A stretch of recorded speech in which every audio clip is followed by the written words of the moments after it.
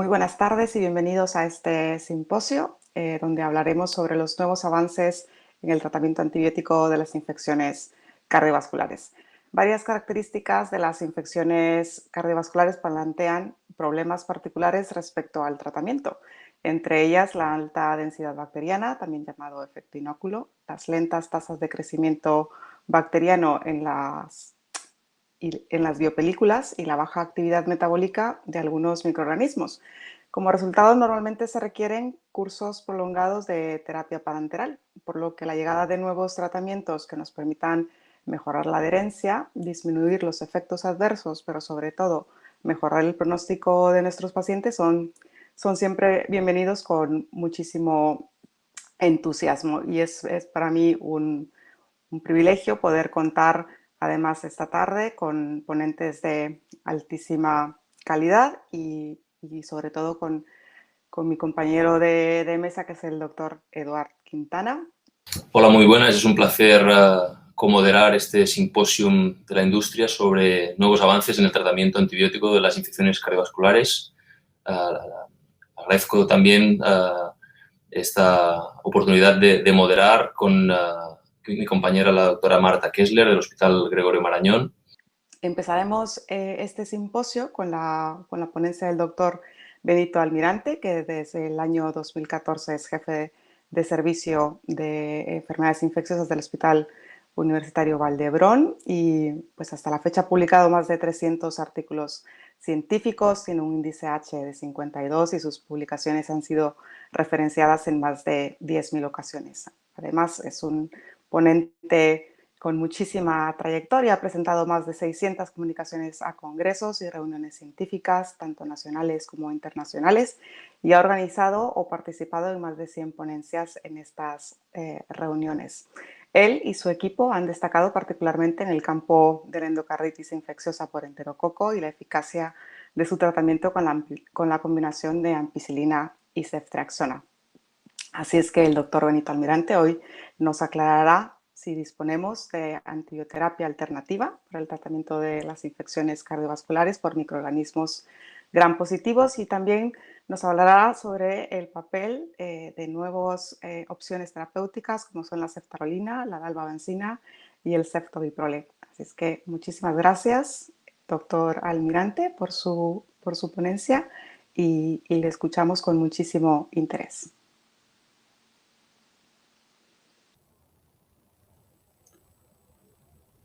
Buenas tardes, muchas gracias por la invitación a participar en este simposium de la Sociedad Española de Infecciones Cardiovasculares y vamos a tratar de explicar en los próximos minutos el tema que nos han encargado, cuál es el papel de nuevos antimicrobianos, concretamente ceftarolina, ceftobiprole y dalbavancina en el tratamiento de las infecciones cardiovasculares.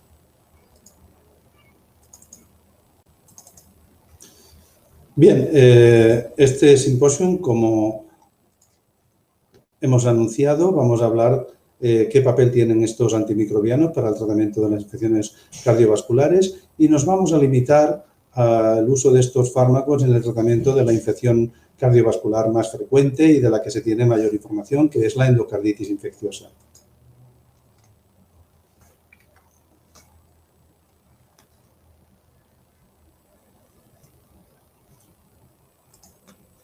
En esta diapositiva pueden observar la experiencia de nuestro hospital, un centro universitario de tercer nivel, en relación con la etiología de la endocarditis infecciosa en el periodo de tiempo que va desde enero del 2000 hasta septiembre del 2020.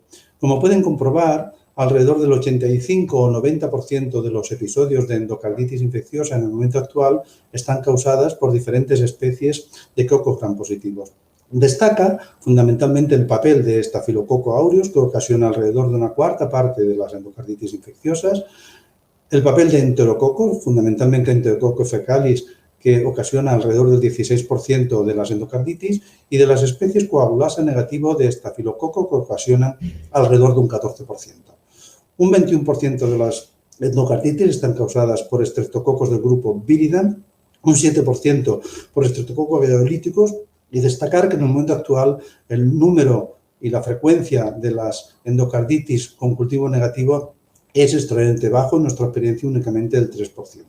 Una parte muy importante de estas endocarditis tienen problemas terapéuticos relevantes y ello hace necesario la incorporación de nuevos fármacos, de nuevos antimicrobianos para el tratamiento de los casos más complejos.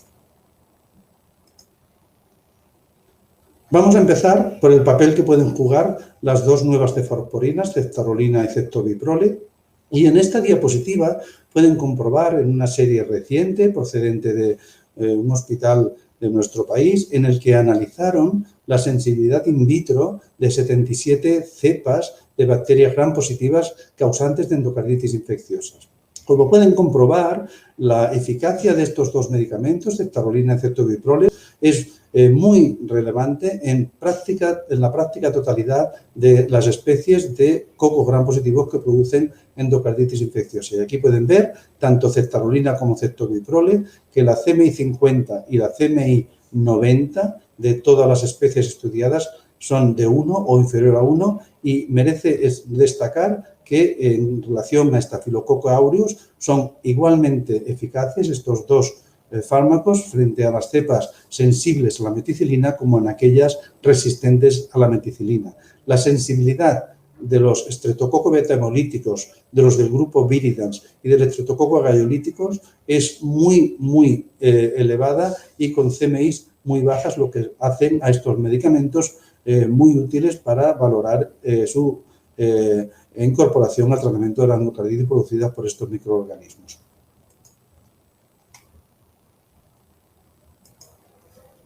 Como conocen seguramente ustedes, la ceftarolina foxamil es una cefalosporina de quinta generación que es muy activa, como hemos podido comprobar, frente a gram positivos multiresistentes. Es un antimicrobiano que se puede administrar exclusivamente por vía parenteral.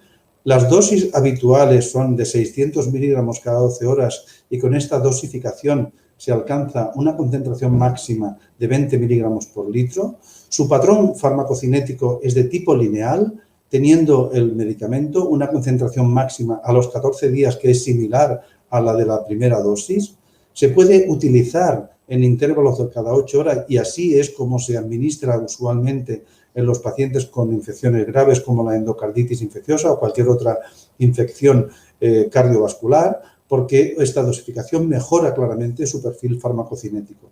Los pacientes con alteración del filtrado glomerular y todos aquellos que tienen un aclaramiento de creatinina por debajo de 50 mililitros por minuto requieren un ajuste de dosis. El patrón farmacodinámico de la ceftarolina que predice su eficacia es el tiempo de exposición del antimicrobiano a microorganismos y está calculado que para Staphylococcus aureus este tiempo de exposición tiene que estar al menos el 45% del total del tiempo por encima de la CMI del microorganismo.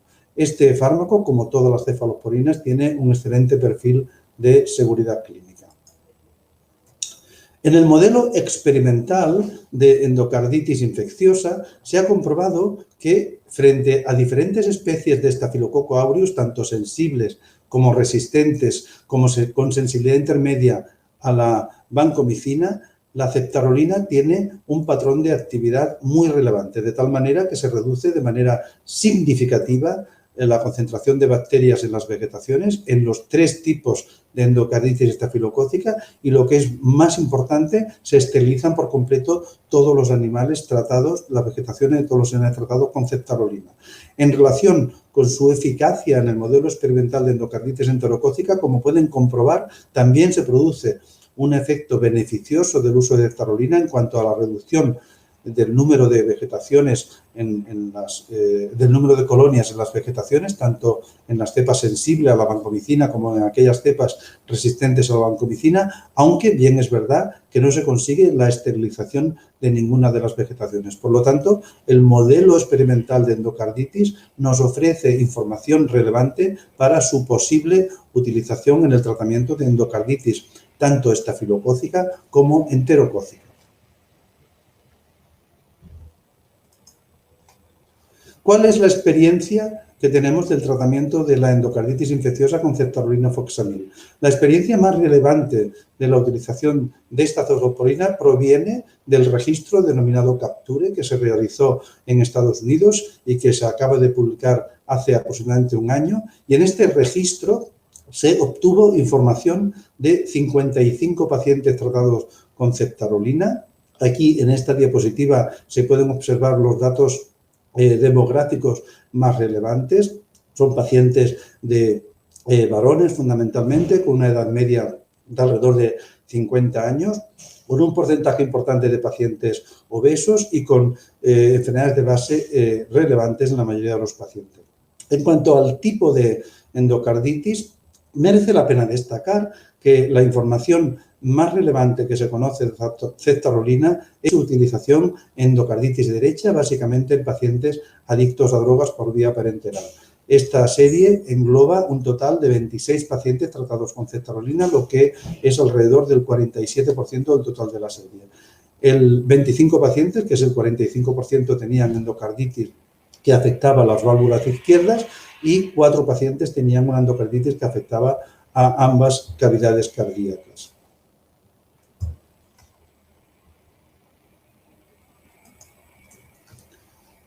En esta diapositiva se puede observar la respuesta clínica de los pacientes tratados con ceftarolina. Como pueden ver, desde el punto de vista global, de los 55 pacientes tratados con ceftarolina, hubo una respuesta favorable en 39 de ellos, lo que supone el 71% del total de la serie. Como pueden observar, la mayoría de pacientes tratados con ceftarolina fueron tratados en segunda línea, es decir, después de haber sido utilizado otros fármacos y generalmente como consecuencia del fracaso de otras pautas terapéuticas. La respuesta terapéutica en los 4 pacientes que fueron tratados con ceftarolina como primera línea de tratamiento fue favorable en el 75% de los casos y en los pacientes tratados como tratamiento de segunda línea fue del 70,6% de los casos. Como es lógico, la ceftarolina fue más eficaz en los pacientes con endocarditis derecha, la eficacia llegó al 80,8% y fue menos eficaz en la endocarditis izquierda, del 68%, o en la endocarditis que afectaba a ambas cámaras cardíacas, que solamente fue del 25%. La mayor parte de los pacientes tratados con ceftarolina tenían una endocarditis estafilocócica y básicamente una endocarditis causada por especies de estafilococo aureus resistente a la meticilina o por especies coagulase negativo de estafilococo. En esta serie se puede comprobar cómo la mejor respuesta se observa en aquellos pacientes que tienen una endocarditis causada por especies resistentes a meticilina, aunque la experiencia publicada de infecciones causadas por cepas sensibles a la meticilina es mucho más limitada. Los pacientes recibieron monoterapia en alrededor de la mitad de los casos y la respuesta a la monoterapia fue del 82% de los casos, la respuesta clínica favorable, aunque es verdad que la mayor parte de los pacientes que recibieron monoterapia tenían una endocarditis que afectaba exclusivamente a las válvulas derechas. 32 pacientes recibieron tratamiento concomitante con otros fármacos, daptomicina u otros antimicrobianos, y en estos casos, que eran fundamentalmente endocarditis izquierda, la respuesta terapéutica fue solamente del 62,5%. Como es lógico, los pacientes que tenían endocarditis menos graves, los que tenían dispositivos intravasculares como factor desencadenante, respondieron mejor que aquellos que tenían enfermedades de base como pueden ser los adictos. La administración del fármaco fue variable en función de la función renal de los pacientes. En conclusión, de este registro se puede obtener que la ceftarolina tiene una frecuencia elevada de respuesta en los pacientes con endocarditis infecciosas causadas por Gram positivo, incluyendo los pacientes que tienen factores de riesgo e infecciones causadas por especies de estafilococo aureus resistente a la meticilina.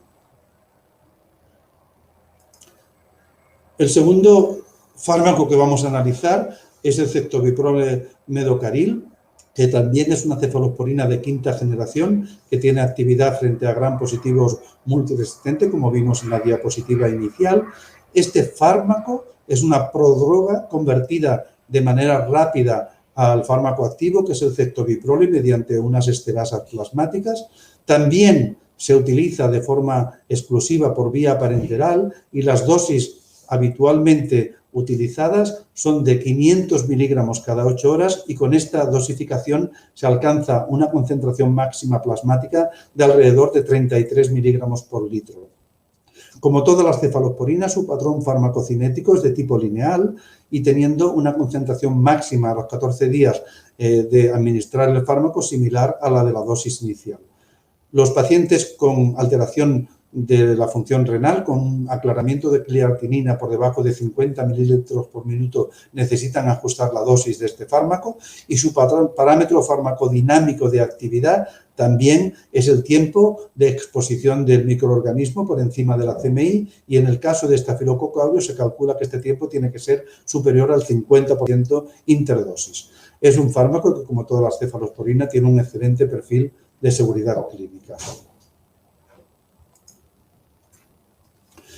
En un modelo experimental de endocarditis en conejo producidas por Staphylococcus aureus resistente a la meticilina, se comprobó cómo cetobiprole producía un efecto beneficioso y estadísticamente significativo frente al control cuando se miraba la concentración de las bacterias en las vegetaciones, en el bazo y en el riñón, y fue no solamente claramente superior al control, sino que también fue superior a los fármacos con los que se comparó, en este caso, daptomicina, vancomicina y linezolid. Por lo tanto, este modelo experimental de endocarditis infecciosa en conejo producida por Staphylococcus aureus resistente a meticilina nos pone de manifiesto la posible utilización de esta cefalosporina, el cetobiprole, para el tratamiento de las endocarditis infecciosa.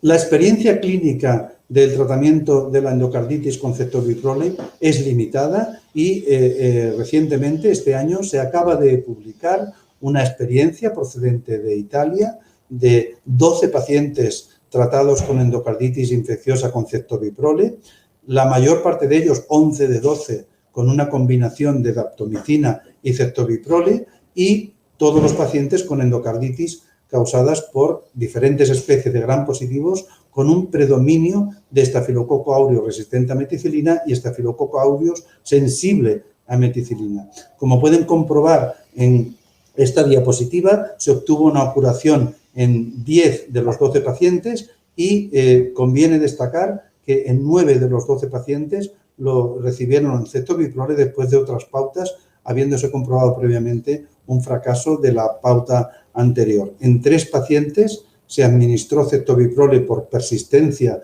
de los hemocultivos positivos y los 3, estos hemocultivos persistentemente positivos, se negativizaron rápidamente con la utilización de cetobiprole. Por último, vamos a analizar la experiencia que existe con la dalbavancina. Como conocen ustedes muy bien, la dalbavancina es un lipoglucopéptido derivado de la teicoplanina que se administra exclusivamente por vía parenteral, que se une de forma reversible a la albúmina en unos porcentajes que oscilan entre el 93 y el 98%, lo que le permite tener una vida media terminal de más de 14 días. Esta unión a las proteínas plasmáticas, a la albúmina, no está afectada ni por la concentración plasmática que se obtiene con el fármaco, ni por la función renal o hepática. Por lo tanto, en la práctica totalidad de los pacientes, la vida media es inalterable. Las dosis habituales de dalbavancina oscilan entre 500 a 1.500 miligramos cada 1 o 2 semanas y es un medicamento que básicamente se utiliza para pacientes que requieren completar un tratamiento o realizar un tratamiento completo o en parte en régimen de hospital a domicilio. No se necesita ajuste de dosis en caso de alteración de la función renal, aunque la experiencia publicada hace que se sea cauteloso a la hora de administrar el fármaco en aquellos pacientes que se deteriore la función renal durante el tratamiento con este fármaco. Es un medicamento con un excelente perfil de seguridad clínica. La actividad in vitro de la dalbavancina frente a gram positivos en pacientes con endocarditis infecciosa acaba de ser publicada en el Journal Antimicrobial Chemotherapy, la experiencia del programa SENTRY con cepas procedentes de Europa y de Estados Unidos de pacientes con endocarditis infecciosa, un total de 626 cepas y, como pueden observar, tanto la MIC50 como la MIC90 de dalbavancina frente a la totalidad de los cocos gram positivos causantes de endocarditis es excelente, con unos valores que no superan 0,12 miligramos por litro o 0,25 miligramos por litro de la MIC90. Por lo tanto, desde el punto de vista de la sensibilidad in vitro, la dalbavancina es una excelente opción terapéutica para el tratamiento de las endocarditis causadas por cocos gram positivos. Hay publicado un modelo experimental de actividad in vitro y en el modelo de endocarditis experimental en conejos producidas por Staphylococcus aureus, tanto sensible como con sensibilidad reducida a vancomicina y teicoplanin, y como pueden observar, la eficacia de la dalbavancina en dos modelos de administración, en un modelo de dosis baja durante 4 días en dosis repetidas cada día o en un modelo de dosis más elevada única, se puede comprobar que la eficacia de dalbavancina en la reducción del número de colonias es estadísticamente significativa respecto al control, aunque merece la pena señalar que ninguna de las vegetaciones o solamente en una de las vegetaciones se pudo conseguir una erradicación completa de la bacteria y ausencia de crecimiento. La experiencia clínica publicada con dalbavancina para el tratamiento de la endocarditis, la más relevante, viene referenciada en 2 series clínicas. La primera de ellas, que se publicó hace 2 años, y es la experiencia publicada por un grupo del Hospital Universitario de Viena, en el que durante un periodo de aproximadamente 2 años, 2015-2016, se analizó de forma retrospectiva una cohorte de 27 pacientes con endocarditis causadas por diferentes especies de gram positivos. El punto final de evaluación fue la curación clínica y microbiológica después de 6 meses de seguimiento de estos pacientes. En cuanto al tipo de endocarditis infecciosa, 16 de estos 27 pacientes tenían una endocarditis sobre válvula nativa, 6 tenían una endocarditis sobre válvula protésica y 5 pacientes tenían una endocarditis infecciosa relacionada con un electroestimulador intracardíaco. Alrededor del 60% de los pacientes, 16 de 27, precisaron de cirugía en algún momento de la evolución y etiológicamente hubo 8 pacientes con endocarditis producida por Staphylococcus aureus, tanto cepas sensibles como resistentes a la meticilina, 6 casos de endocarditis producida por cepas coagulasa negativo de estafilococo, 6 casos streptococos, 4 casos enterococo fecalis y otros gram positivos o endocarditis polimicrobianas en los 3 restantes. En 24 de los 27 pacientes, lo que supone alrededor del 89% de los casos, la dalbavancina se utilizó como terapia secuencial después de un tratamiento de entre 1 y 5 semanas de otros antimicrobianos y habiendo comprobado previamente hemocultivos de control que eran negativos. Por lo tanto, la dalbavancina en 23 de estos pacientes, de estos 24 que se utilizó como terapia secuencial, se indicó fundamentalmente para poder hacer una administración en forma de hospital a domicilio. Las dosis que se utilizaron fueron fundamentalmente 2. La primera de ellas, una dosis de carga de 1000 miligramos, seguida de 500 miligramos cada semana. Esto se utilizó en 10 de los 27 pacientes. Y la segunda dosificación fue 1500 miligramos de carga y a continuación 1000 miligramos cada 2 semanas, y esto se utilizó en los restantes 17 pacientes. Desde el punto de vista evolutivo, se observó una curación definitiva en 25 de los 27 pacientes, lo que supone un 92,6% del total de la serie. El fármaco mostró un excelente perfil de seguridad y únicamente se tuvo que modificar la dosis en un paciente que tuvo un deterioro grave de la función renal durante el tratamiento.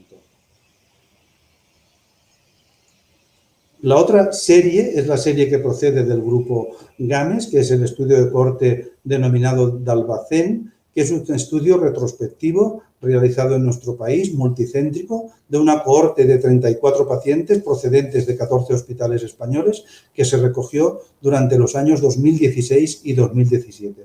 En esta cohorte El punto final de evaluación fue la curación clínica y microbiológica después de 12 meses de seguimiento de los pacientes. En cuanto al tipo de endocarditis infecciosa, predominaba la endocarditis sobre válvula protésica, en el que estaban 15 de los 34 pacientes. La endocarditis sobre válvula nativa eran 11 casos y la endocarditis relacionada con electroestimuladores intracardíacos eran 8 pacientes. Al igual que en la serie anterior, alrededor de la mitad de los pacientes precisaron de cirugía en algún momento de la evolución y etiológicamente se trataron fundamentalmente endocarditis producida por estafilococo coagulase negativo, 15 pacientes. En 10 pacientes tenían infecciones causadas por estafilococo aureus sensible o resistente a la meticilina. En 6 casos endocarditis estreptocócica y en 3 pacientes la endocarditis estaba causada por enterococos fecales. Todos los pacientes de esta serie recibieron una terapia secuencial tras un promedio de 2 semanas de tratamiento con otros antimicrobianos y la indicación de la dalbavancina fue para hacer una terapia en régimen de hospital a domicilio en 31 de los 34 pacientes y en 3 pacientes porque había habido un fracaso previo con otros antimicrobianos. En esta serie, las dosis más habituales fueron variables. Hubo 17 pacientes que recibieron una sola dosis de 1.500 o 1.000 miligramos para completar la pauta terapéutica. Hubo 11 pacientes que recibieron una dosis de carga de 1.000 miligramos seguido de 500 miligramos a la semana. Y por último, hubo 5 pacientes que recibieron 1.500 miligramos de carga, a continuación 1.000 miligramos cada 2 semanas. En esta serie, igual que la anterior, la curación definitiva se observó en 24 de los 34 pacientes, lo que supone el 85,3%.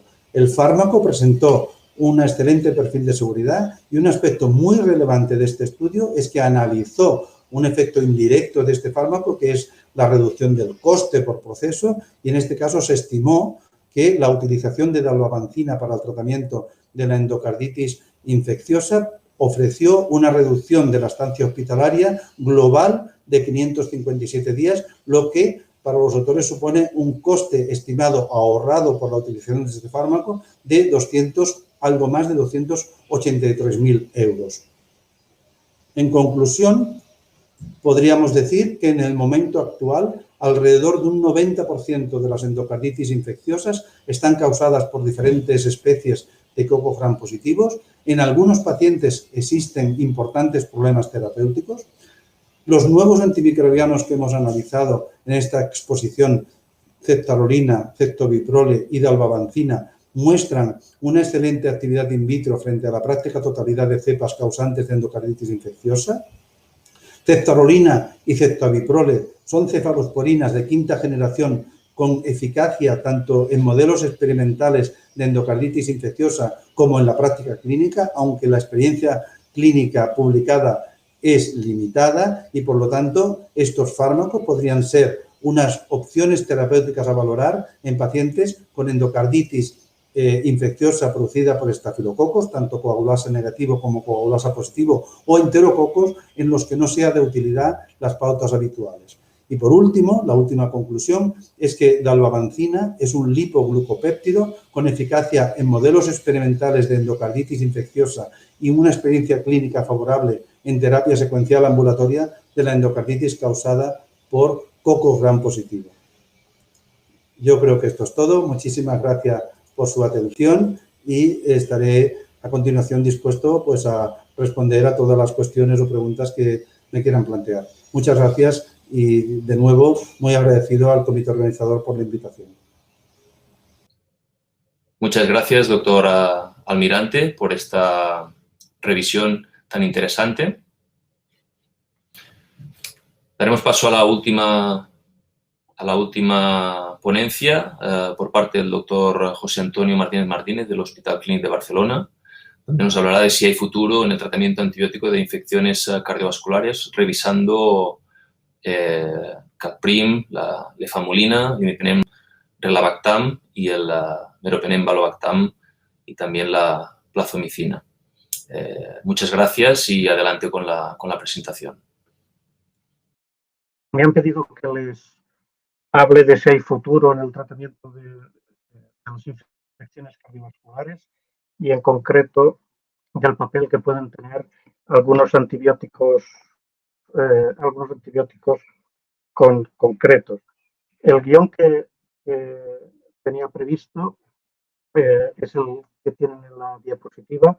Haré una breve descripción de la epidemiología de la resistencia, simplemente para centrar un poco el tema respecto a la necesidad de nuevos antibióticos. Hablaremos de los dos antibióticos que me han pedido con actividad antiestafilocócica, en particular contra las cepas de Staphylococcus aureus multiresistentes resistentes, el Iclaprim y la lefalmudina. Hablaremos posteriormente de los nuevos antibióticos beta-lactámicos para combatir los nuevos determinantes de resistencia en bacilos gram negativos. Y por último hablaremos de un aminoglicósido concreto que me han pedido también que diga alguna cosa a la plazomicina e intentaré al final darles algunas conclusiones. En cuanto a gram positivos, los microorganismos que capitalizan la resistencia siguen siendo fundamentalmente dos.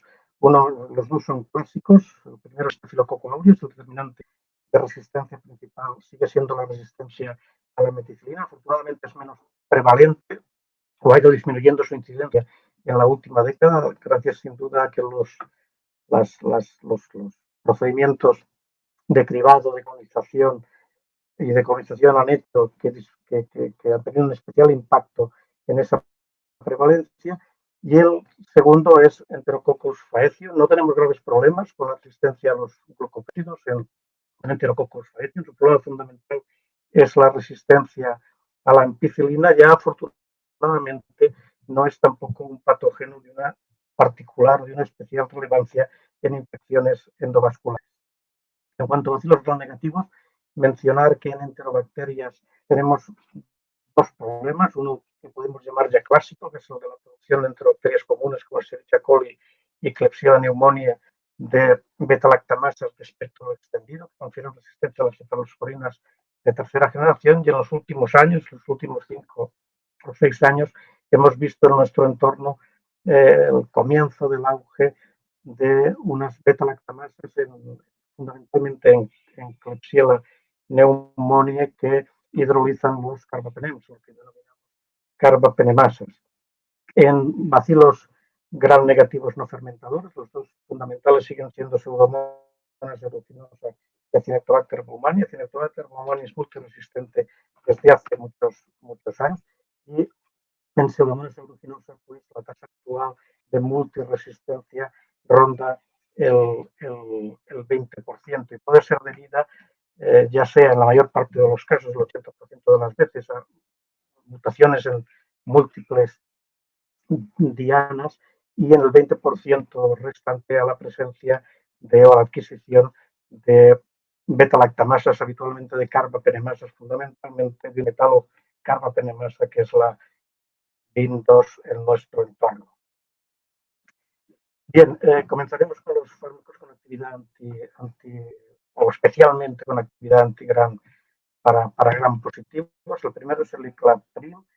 El Iclaprim es una dihidropirimidina parecida al trimethoprim, pero inhibe la dihidrofolato reductasa de una forma mucho más potente que este último. De hecho, el trimethoprim es un fármaco de actividad relativamente pobre y que requiere para sinergizar su actividad antibacteriana, unirlo a una sulfonamida. Las sulfonamidas son análogos del PABE y dan un paso previo de la síntesis del ácido fólico.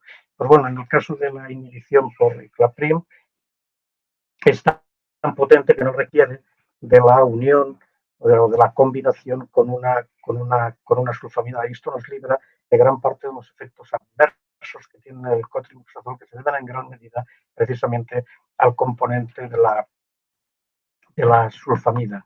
De hecho, el Iclaprim vemos que es muy activo frente a Staphylococcus aureus, tanto las cepas sensibles a oxacilina como resistentes a oxacilina, y además es activo frente a cepas de Staphylococcus aureus que han desarrollado resistencia a otros antibióticos con los que no comparte el mecanismo de acción, dactomicina, vancomicina o linezolid.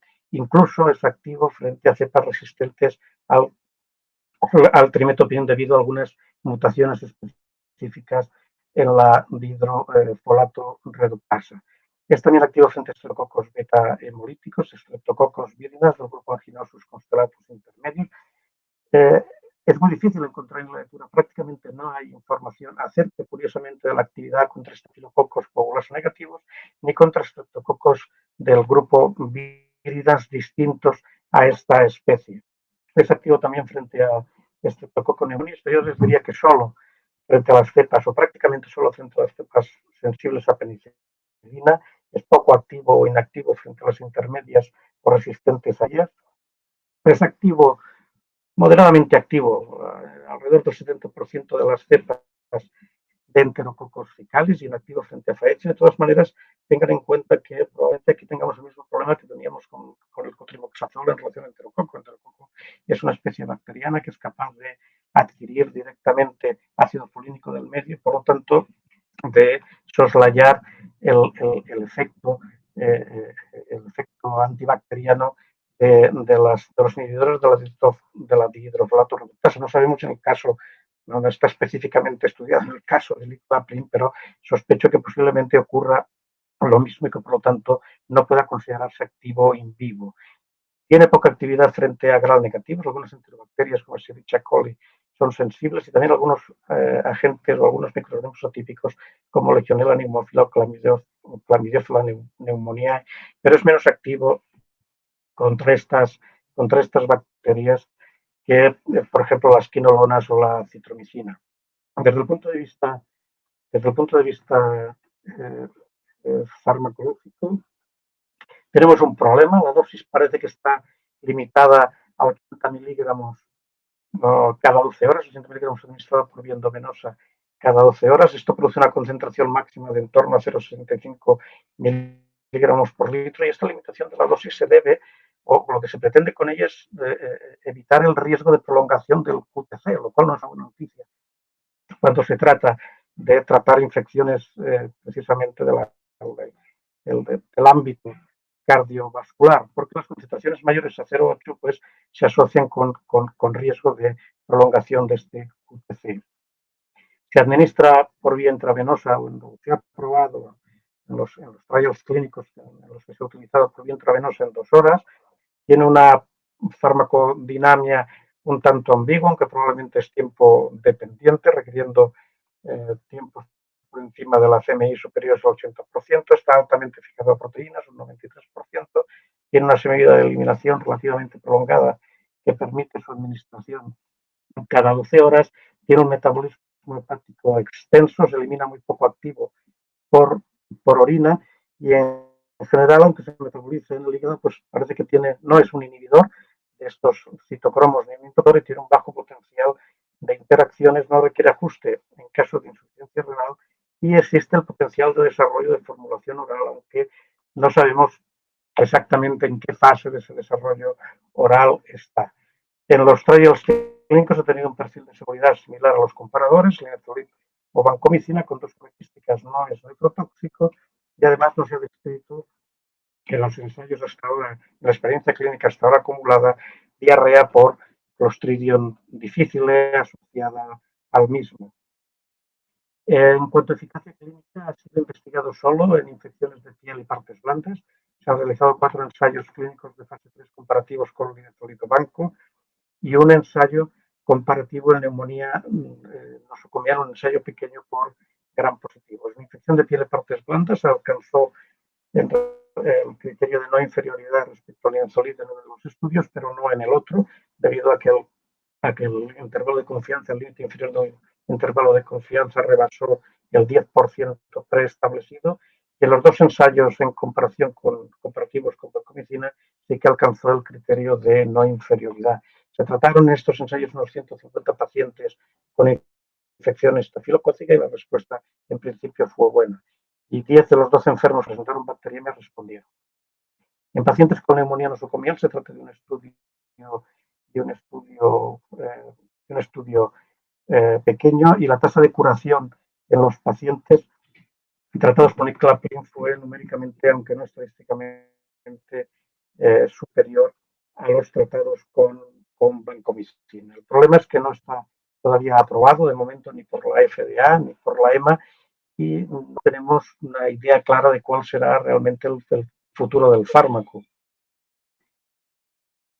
El segundo fármaco contra gram positivos que me han pedido que les hable es la lefamulina. La lefamulina es una pseudomucilina semisintética. Tienen aquí el núcleo de las pseudomucilinas y este es el radical propio de la lefamulina. Es un inhibidor de la síntesis proteica, se une al centro de transferencia de péptidos en las unidades 50S del ribosoma y lo hace de una manera que algo, digamos, distinta a como lo hacen los macrólidos, los glicosaminas o los de manera que no existe resistencia cruzada con estos antibióticos, excepto por un mecanismo que afortunadamente poco frecuente, estafilococo, que son la presencia de plásmidos que contienen genes que sintetizan algunos enzimas modificadores, algunos enzimas protectores algunas proteínas protectoras del ribosoma o algunas metilasas, concretamente la metilasa mediada por el gen CFR. La actividad frente a gram positivos es buena, en particular frente a estafilococos, tanto aureus, OXA-R como OXA-S, y coágulos negativos. Aquí sí que hay información, también con una buena actividad. Es activo frente a neumococo también, con independencia de la resistencia a la penicilina o a otros antibióticos. Es activo ante los estreptococos beta hemolíticos y los víridas. Y curiosamente es moderadamente activo frente a Streptococcus faecium. De hecho, el 75-85% de las cepas son sensibles y no frente a enterococos fecales. Esto es contrario a lo que suele ocurrir en general con los fármacos antienterocócicos y es una curiosidad que quizá vale la pena tener en cuenta. Tiene actividad frente a los gram negativos respiratorios, Moraxella catarrhalis y Haemophilus influenzae. También es moderadamente activo contra Neisseria gonorrhea y además cubre en su espectro los microorganismos atípicos, Mycoplasma pneumoniae, Igelium, Chlamydia, pneumonia y Legionella pneumoniae. En cuanto a la farmacología del antibiótico, está disponible por vía endovenosa, o tanto por vía endovenosa como por vía oral. En principio, la dosis de 150 miligramos endovenoso cada 12 horas se considera bioequivalente de la de 600 miligramos cada 12 horas. Es una dosis, en principio, o la vía oral es posible, a pesar de que su biodisponibilidad no sea escasa, es 25% solo, y mejora tomando el fármaco en ayunas.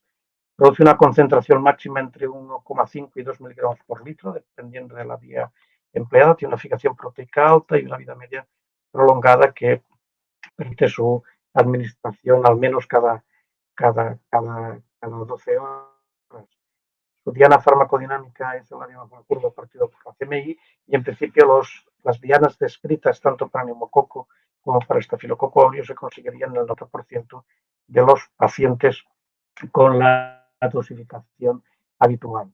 Su metabolismo es hepático y tanto es un sustrato como un inhibidor de los citocromos, en particular citocromo 3A4, lo cual determina que sea susceptible a los inductores enzimáticos, reducen su área bajo la curva y además los inhibidores producen aumentos en la concentración o pueden producir aumentos en la concentración de lefamulina.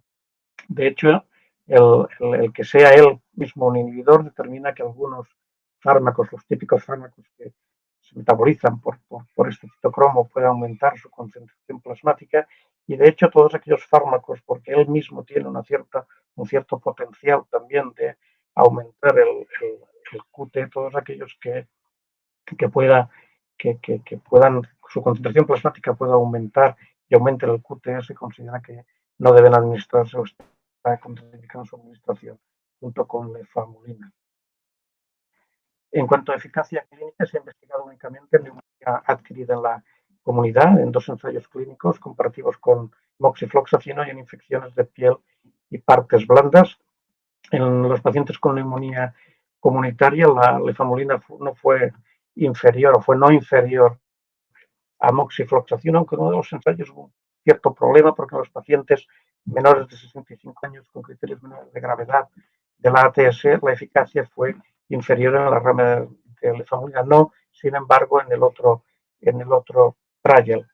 Y los pacientes en los que se atribuyó la etiología de la neumonía, Staphylococcus aureus, tuvieron una respuesta aceptable, aunque como ven hubo o no hubo prácticamente casos de, como era de esperar, de pacientes con Staphylococcus aureus resistente a la meticilina. En infecciones de piel y partes blandas, la tasa de respuesta fue similar a la obtenida con vancomicina. Y aquí también 47 pacientes con S. aureus que fueron tratados con lefamulina, pues tuvieron una tasa de curación aceptable del 87%. Vamos a pasar exactamente a los gram negativos y vamos a comenzar con los inhibidores de la beta-lactamasa.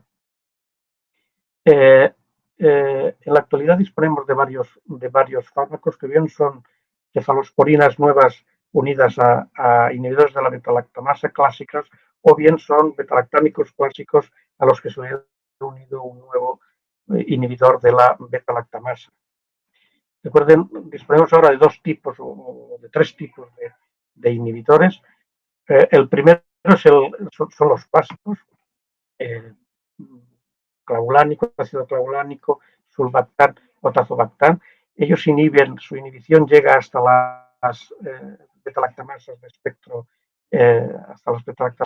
extendido. Y el producto nuevo es una cefalosporina con actividad antisologónica, o el ceftolozano, al que se ha unido tazobactam. Disponemos además de una nueva clase de inhibidores de beta-lactamasas, concretamente de la clase A de beta-lactamasas, pero que incluye la clase A de carbapenemasas, concretamente las carbapenemasas KPC, y incluye además las beta-lactamasas ANC, que es el Bavorbactam, que se ha unido en este caso al meropenem, y es un producto que ya ha sido recientemente aprobado por la Agencia Europea del Medicamento. Y por último tenemos ya también aprobados dos inhibidores no betalactámicos que inhiben también las betalactamasas de clase A, incluidas las carbapenemasas de clase A, las KPC, inhiben también las AMC y inhiben algunas betalactamasas de clase D, que son las betalactamasas OXA. Concretamente una que nos interesa mucho porque es la principal carbapenamasa presente en las enterobacterias productoras de carbapenamasa en nuestro entorno, que es la OXA 48. Uno es el avibactam, que se ha unido a la ceftazidima, y el otro es el relebactam, que se ha unido al imipenem. Quisiera simplemente comentar dos aspectos, algún aspecto creo que hay que tener en cuenta de estos productos. El primero es que no disponemos todavía están en investigación, pero aún no disponemos de ningún inhibidor de la clase B de betalactamasas, que son las llamadas betalactamasas o metalocarbapenemasas, como son la Nueva Delhi, la IMP o la carbapenemasa B. Afortunadamente, estas carbapenemasas son inhibidas, no son capaces de inhibir o de hidrolizar al actreonam. Y por lo tanto, el problema es que la actreonam no resulta activa frente a muchas de las bacterias que contienen este tipo de carbapenemasas, porque estas bacterias a menudo, más del 60%, contienen además una beta-lactamasa de clase A, generalmente una beta-lactamasa de espectro extendido. Pero si entonces al actreonam se le combina el avibactam, que ahora únicamente podemos administrarlo en forma de ceftazidima, pues esto restauraría la actividad frente a estas cepas. Decir también que la actividad frente a gram positivos es idéntica a la del betalactámico acompañante, por lo tanto, ni el avibactam ni el tazobactam, en el caso del ceftolozano, consiguen inhibir ni siquiera la penicilinasa de Staphylococcus aureus. Tiene una actividad de estos dos productos muy pobre contra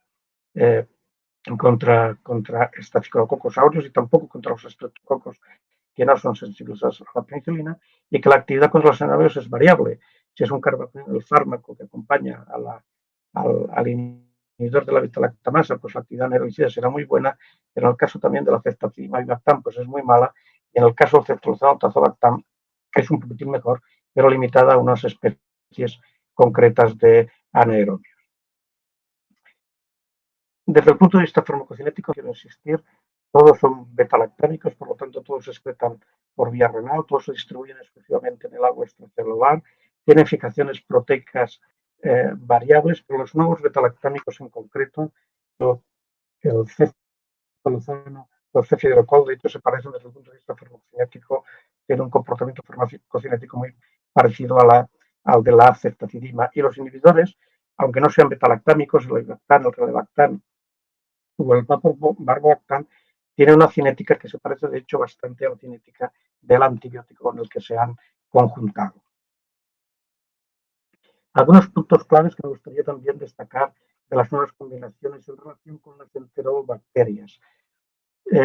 Recuerden que la inhibición de una determinada beta-lactamasa no implica necesariamente que la combinación con un beta-lactámico restaure la sensibilidad. Y esto es algo que, por ejemplo, lo vemos en el caso del ácido clavulánico. El ácido clavulánico, por ejemplo, cuando lo pegamos a la amoxicilina, pues consigue restaurar en E. coli la sensibilidad a la amoxicilina solo en el 50% de las cepas y en no más del 14%, o sea, prácticamente ninguna, de Klebsiella pneumoniae.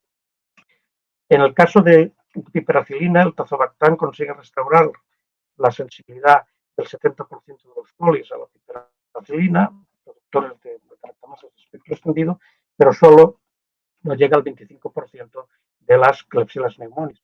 Y esto es algo que persiste en el caso del ceftolozano. En el caso del ceftolozano, el tazobactam consigue recuperar o restaurar la sensibilidad del 80-90% de las cepas de coli, pero quizá en torno solo al 60% de las de Klebsiella.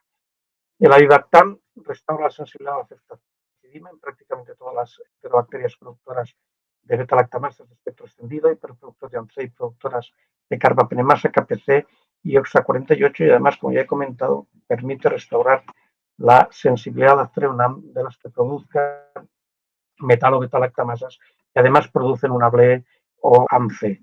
Y dos aspectos importantes del relebactam y del vaborbactam, y es que restauran la sensibilidad del beta-lactámico acompañante, en este caso un carbapenem, en las enterobacterias productoras de KPC, pero no de OXA48. Esto es un aspecto que tenemos que tener en cuenta porque la OXA48 pues continúa siendo la carbapenemasa más prevalente en nuestro entorno.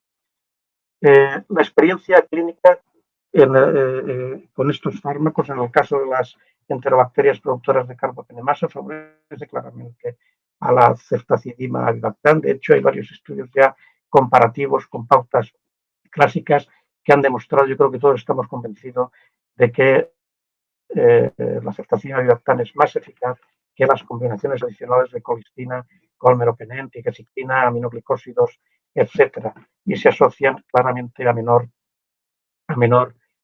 mortalidad. Respecto hay algunas cuestiones que siempre surgen, ¿no?, de la utilización de estos productos. Voy a intentar quizá responderlas en la medida de lo que conocemos. La primera, si se pueden seleccionar mutantes resistentes con ceftazidima avibactam en cepas previamente sensibles de enterobacterias productoras de carbapenemasas, y la respuesta es sí. En un 2 a un 14% de los pacientes han aparecido cepas resistentes a la ceftazidima avibactam. Curiosamente, cuando se trata de las KPC, estas cepas recuperan la sensibilidad típicamente a los carbapenem. Las otras dos cuestiones es si puede prevenirse la resistencia combinando con terapia combinada. La verdad es que no tenemos una clara evidencia clínica de que eso sea así, pero que vale la pena intentarlo, y en este sentido pueden combinarse con meropenem, ticagrelina, fosfomicina o aminoglicósidos. Tener en cuenta que la colistina puede no prevenir la emergencia de resistencia en este caso. Y otra pregunta a menudo frecuente, si existe sinergia, si el tratamiento combinado puede mejorar los desenlaces clínicos. No tenemos una clara idea de si eso ocurre o no, pero quizá vale la pena también intentarlo, y en este sentido, de nuevo, la combinación con meropenem, con cualquier carbapenem, meropenem, imipenem, ertapenem, aztreonam, fosfomicina y amicacina son sinergísticas. En el caso de las KPC, la combinación con colistina puede ser antagónica, pero no parece que este sea necesariamente el caso en la carbapenemasa, que es más prevalente en nuestro entorno, la USA 48. ¿Qué ocurre cuál es la experiencia con relebactam? Pues mire, con imipenem relebactam la verdad es que tenemos muy poca experiencia en relación con el tratamiento de enterobacterias productoras de carbapenemasas. Existe este pequeño trial de asignación aleatoria, pero fíjense que con tubo se aleatorizaron muy pocas, que son los 5 enfermos, básicamente con KPCs. Se incluyeron más enfermos con pseudomonas aeruginosa resistentes al imipenem, y por lo tanto, al menos en relación con las carbapenemasas, no tenemos una gran información clínica. Los resultados son difíciles aunque globalmente, numéricamente fueron mejor los pacientes tratados con imipenem relebactam que los pacientes tratados con colistina. Los números eran muy pequeños para que llegara a la significación estadística, y prácticamente toda esta bondad se vio en el campo de las pseudomonas, más que en el campo en los pacientes incluidos con enterobacterias productoras de carbapenemasas. La situación con el meropenem barbobactam es algo parecida, en que hay una cierta mayor experiencia clínica publicada. La primera procede de este trial, es también un trial pequeño en comparación con las infecciones graves producidas por enterobacterias resistentes al carbapenem, y comparadas con la mejor terapia disponible, en las que se observó que los pacientes tratados con carbapenem, pues la mejoría clínica fue más frecuente tanto al final del tratamiento como en lo que se llama el test de curación, ¿no?, del tratamiento. Incluso en el subgrupo de pacientes que recibieron meropenem barbobactam como tratamiento primario, sin que hubieran recibido, sin que fueran fracasos de un tratamiento previo, pues se observó una diferencia, en este caso estadísticamente significativa, pero vea que los números son muy bajos en relación con la mortalidad. Se ha publicado posteriormente, hay conocimiento de un trabajo comparativo con ceftazidima avibactam, en el cual se incluyeron unos 120 enfermos, que sugiere que ambos son igual de eficaces en el tratamiento de enterobacterias productoras de carbapenemasas, y quizá, aunque los números siguen siendo pequeños, la emergencia de resistencia fue mayor en el grupo de ceftazidima avibactam que de meropenem barbobactam. Yo creo que necesitamos todavía mayor experiencia para juzgarlo apropiadamente. Pasemos a pseudomonas aeruginosas. Pseudomonas aeruginosas o conviene, ¿no?, las cepas de pseudomonas aeruginosas multiresistentes, distinguir dos grupos. El primer grupo serían aquellos en que la pseudomona es resistente a ceftazidima porque son hiperproductores de AMC, y la otra es el grupo en que son resistentes a los betalactámicos porque han adquirido alguna betalactamasa. De hecho, cuando esa betalactamasa es la más común, que es la betalactamasa BIM, es una betaloenzima, las cepas son resistentes a los nuevos betalactámicos, tanto a ceftolozano como a ceftazidima avibactam. Pero podemos observar algunas discrepancias entre estos dos productos cuando esa betalactamasa son betalactamasas de espectro extendido, generalmente GES o PER o derivados de OXA10 en pseudomonas aeruginosas. De hecho, en nuestro entorno, tanto ceftazidima como ceftazidima avibactam son activos frente a más del 90% del total de pseudomonas, las consideramos en conjunto, y frente al 70-75% de aquellas que son multiresistentes. Y no hay grandes diferencias entre ambos. Y de hecho, con frecuencia la resistencia es cruzada, es decir, cuando es resistente al ceftazidima tazobactam, no está bien a ceftazidima avibactam. Algunos aspectos también a destacar de estos, algunos puntos claves de estos nuevos antibióticos en relación a pseudomonas. La primera y obvia es decir que el tazobactam no nos aporta nada en el caso del ceftolozano. El ceftolozano es estable al AMSE de pseudomonas aeruginosa y por eso es activo por sí mismo.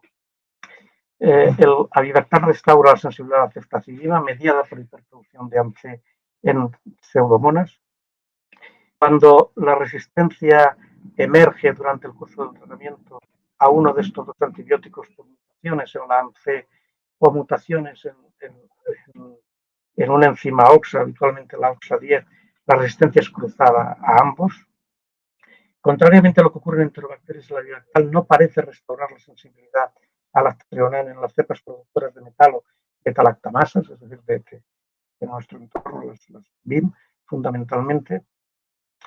El relebactam, sin embargo, restaura la sensibilidad al imipenem del 70-80% de las cepas de pseudomonas aeruginosa resistentes al mismo, aquellas que no son productoras de metalo beta-lactamasas o GES5, y tiene el interés de que restaura también la sensibilidad en el 50-60% de las que son además resistentes a ceftolozano o ceftazidima. Es decir, estas cepas que se han hecho resistentes a ceftolozano o ceftazidima por mutaciones en AMCE retienen la sensibilidad o pueden ser sensibles todavía con una alta probabilidad al relebactam. Y indicar que el valboctam no altera para nada o no mejora para nada en pseudomonas aeruginosa la sensibilidad propia del meropenem. Por lo tanto, quizá en este sentido, frente a pseudomonas no supone tampoco ninguna ventaja apreciable. La eficacia clínica en el caso de pseudomonas favorece claramente al ceftolozano tazobactam con el fármaco en el tratamiento de pseudomonas aeruginosas multiresistentes, con el que existe con mucho mayor experiencia, es una experiencia clínica en general favorable. Globalmente la tasa de curación es del 76%, con tasas de mortalidad en torno al 18%, que son cifras buenas para el tipo de infección y el microbio de que se trata. Hay mucha menos experiencia con ceftazidima avibactam, aunque también la que hay, pues globalmente es favorable. Yo digo, es significativamente inferior a la que existe con ceftolozano. Las mismas preguntas que hemos hecho antes en relación a las carbapnemasas, las enterobacterias productoras de carbapnemasas, las podemos hacer también en cuanto a pseudomonas y las respuestas son parecidas. Efectivamente, el ceftolozano puede seleccionar resistencia durante el tratamiento en pseudomonas por mutaciones en la AMC, que se asocian también a mayor susceptibilidad, mejora de la susceptibilidad a carbapenem y piperacilina. No sabemos muy bien si puede prevenirse la resistencia y no sabemos muy bien tampoco si la sinergia tiene algún valor clínico, pero creo que puede o vale la pena intentarlo. Los antibióticos potenciales de combinación para ambos efectos son el meropenem, los aminoglicosidos, la colistina o la fosfomicina. Y recordar de nuevo que aparentemente, aunque esto es algo que creo que se tiene que estudiar mejor, el avibactam no restaura la actividad de las treonan en el caso de pseudomonas aeruginosa que producen metaloenzimas, metalocarbapenemasas. Quería hablar, aunque no está en el guión, pero permítanme que les diga dos cosas de un fármaco, del cefiderocol, que porque viene a rellenar los huecos que dejan algunos de los antibióticos que hemos comentado hasta ahora. El cefiderocol, disculpen, he estado haciendo el cefiderocol es una especie de patchwork de cefalosporinas que ya tenemos desde aquí para allá, o sea, desde el C7, que es ceftazidima, lleva además un radical en 3 de la cefetima y además lleva este benceno, este dihidrobenceno, que es lo que conocemos como grupo catecol, que tiene la particularidad de que es capaz de fijar el hierro férrico del organismo y entonces aprovecha, o sea, unido al hierro férrico, aprovecha los mecanismos de transporte activo que las bacterias tienen para capturar para capturar hierro, es decir, se comporta como un sideróforo. Esto motiva la entrada facilitada del cefidrocol en el espacio periplásmico, y este hecho, unido a que es más estable frente a las betalactamasas de interés, pues determina que en el caso de Pseudomonas aeruginosa sea activo incluso frente a las cepas resistentes a ceftazina y bactam, ceftolozano tazobactam. Es el primer, quizá, betalactámico que tiene actividad frente a Cianotrobacter baumannii. Cianotrobacter baumannii fabrica una metaloenzima de manera constitutiva. El cefidrocol es activo también frente a Stenotrophomonas maltophilia, un agente típicamente resistente también por fabricar, quien fabrica la metaloenzima es Stenotrophomonas maltophilia. Cianotrobacter baumannii lo que fabrica son enzimas OXA, son betalactamasas de clase D que se comportan como carbapenemasas. Y es además activo frente a las enterobacterias productoras de betalactamasas de espectro nucleado AMC y carbapenemasas, tanto KPC, OXA48 como metaloenzimas. Es decir, tiene un espectro absolutamente amplio. Y en cuanto a su eficacia clínica, existen 3 trials que han sido completados. Quizá en lo que respecta a organismos resistentes, el que sería más importante es el segundo. Es un trial que se diseñó específicamente para tratar infecciones graves producidas por gram negativos resistentes a carbapenem. Es un trial, sin embargo, que se quedó relativamente pequeño porque hubo un problema, aunque la eficacia, en términos de eficacia, fue similar a los comparadores, se observó un aumento de la mortalidad en el grupo tratado con cefidrocol que no ha sido claramente explicado. No se encuentra una explicación clara de por qué de esa mortalidad superior. Afortunadamente, en un trial posterior comparativo con meropenem para el tratamiento de pacientes con neumonía nosocomial o relacionada con asistencia sanitaria, ese incremento en la mortalidad no se observó. Y por último, la plazomicina. La plazomicina es un aminoglicósido que tiene la particularidad de que tiene en su composición química determina que no sea susceptible a algunas de las enzimas modificadoras de aminoglicósidos, que son la causa principal de la resistencia a aminoglicósidos en los bacilos gram negativos. No tiene especial interés contra Pseudomonas aeruginosa, es decir, no aporta nada en comparación con la amicacina respecto a frente a Pseudomonas, pero en las enterobacterias es activa frente a aproximadamente el 75% de aquellas que son resistentes a amicacina y más del 90% de las resistentes a gentamicina o tobramicina. El único mecanismo, quizá, o uno de los mecanismos importantes que la afecta, aquí hay un error, no son acetiltransferasas, son las metilasas, las metiltransferasas que fabrican con una cierta frecuencia, entre un 20 y un 60%, de las enterobacterias que fabrican metalocarbapenemasas, particularmente la nueva Delhi. Es activo también frente a Staphylococcus aureus, aunque quizá en este sentido tiene menos interés. Tiene una farmacocinética y farmacodinámica que es similar a la de otros aminoglicósidos. Y tiene también algunos de los inconvenientes de los aminoglicósidos, en particular el potencial riesgo de nefrotoxicidad y hetotoxicidad, aunque los ensayos clínicos, quizá hasta ahora, en parte a lo mejor debido a que la duración del tratamiento es escasa, la nefrotoxicidad ha sido ciertamente escasa. Y hay algunos modelos animales que sugieren que es menor que la debida a otros aminoglicósidos. En uno de esos ensayos está claro que resultó menor la nefrotoxicidad que la colistina, que la debida a la colistina. En cuanto a eficacia clínica, se ha investigado fundamentalmente en infección urinaria, incluida pielonefritis, y aquí en el ensayo clínico en fase 3 fue más eficaz en términos de erradicación microbiológica que los carbapenems. Esto lo verán a lo largo de todos los ensayos clínicos. Los carbapenems, cuando se utilizan en infección urinaria, se comparan al menos con cefalosporinas. Siempre las tasas de erradicación en el test de curación son menores, posiblemente por su quizá por la disbiosis o porque causan mayor grado de disbiosis que otros antibióticos. Se empleó también en un pequeño trial en pacientes más interesantes desde el punto de vista, o hubiera sido más interesante desde el punto de vista clínico, de pacientes con bacterias con infección grave y enterobacterias productoras resistentes a multiresistentes, y los resultados fueron buenos, pero el estudio realmente fue muy corto. En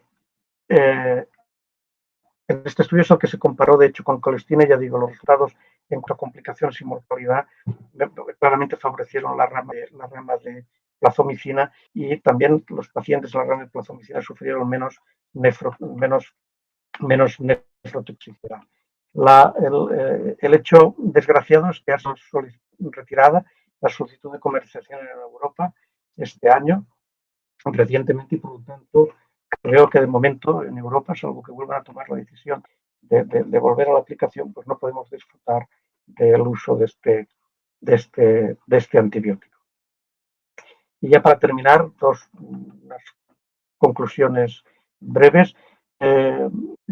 Tenemos muchos antibióticos activos frente a Staphylococcus aureus, tanto sensibles como resistentes a oxacilina. Hay uno potencial más, la lefamulina. Yo no creo que sean antibióticos estos, ni el icaplin probablemente, ni el futuro, ni la lefamulina. Tenemos que definir su situación, porque hay antibióticos más interesantes de los que ya les han hablado, las cefalosporinas antiestafilocócicas o los lipoglucéptidos. La ceftriaxona y Vivactam constituyen la actualidad del tratamiento de elección de las infecciones graves por enterobacterias productoras de carbapenemasas, y pueden ser una opción para reducir la presión con carbapenems en infecciones debidas a BLE o hiperproductores de AMC.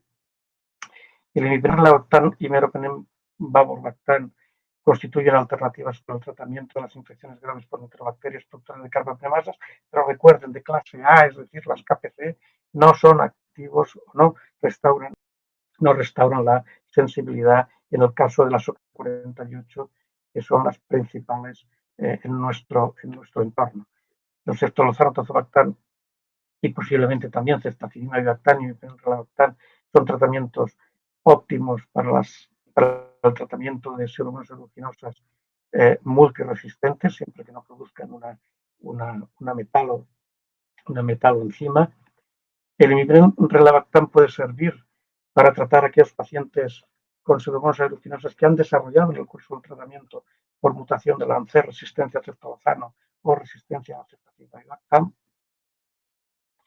Y el aztreonana vivactam, que hoy lo tenemos que administrar forzosamente, la vivactam junto con ceftazidima, como ceftazidima vivactam, es posiblemente el fármaco de elección en infecciones por enterobacterias productoras de metalobetalactamasas.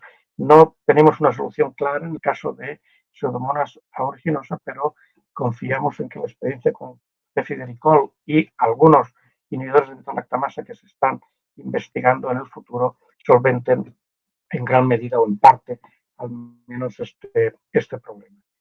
Muy bien, y con esto concluyo. Muchas gracias por su atención. Muchas gracias, doctor Martínez, por esta extensa revisión sobre estos fármacos. Les agradezco a todos la participación en este simposio y también en la SECAP en este formato online este año.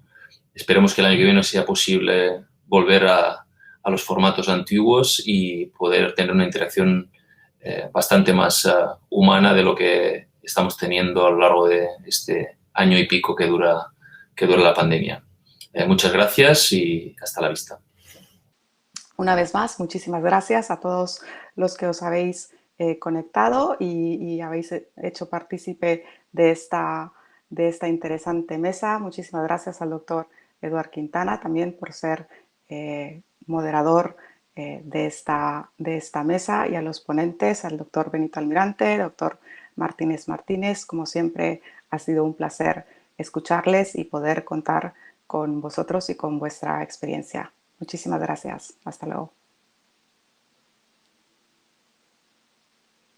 Perfecto. Ya estaría